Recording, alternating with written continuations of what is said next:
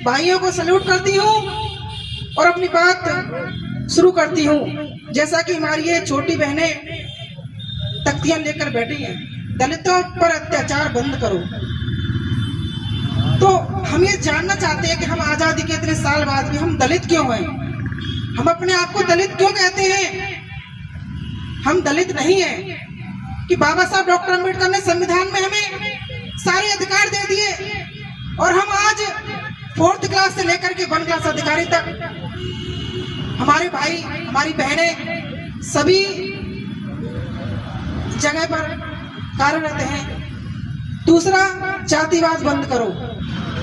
अगर हम बात करें अपने महापुरुषों की, तो हमारे महापुरुषों ने हमें पहले ही बता दिया था कि आपको जातियों में नहीं रहना है, आपको जातियों में नहीं रहना है। अगर आप जातियों में रहोगे तो आप पिटोगे, आप पर अत्याचार होते रहेंगे।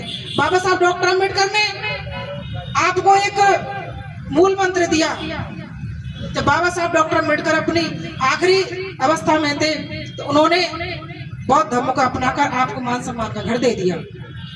जब बाबा साहब ने आपको मान सम्मान का घर दे दिया तो आज हम दलित क्यों हैं?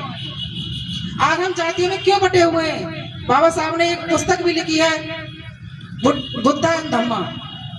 बुद्धा एंड धम्मा बाबा साहब ने एक हमारे लिए पुस्तक लिखी है। उसमें बाबा साहब ने कहा है कि आप बुद्ध के घर में आइए, बुद्ध का मार्ग अपनाइए, आपका कल्याण होगा। तो हम बाबा साहब की बात को क्यों नहीं मान पा रहे हैं? क्यों नहीं हम बाबा साहब के रास्ते पर चल पा रहे हैं? मैं आपको एक बात बता देना चाहती हूँ, जय भीम कहने से हमारा उद्धार नहीं होने वाला, ना हम हल्ला मचाने से हमारा कुछ होने वाला है। अगर हमारा उद्धार होगा तो हमारे महापुरुषों के बताए हुए रास्ते पर चलकर होगा।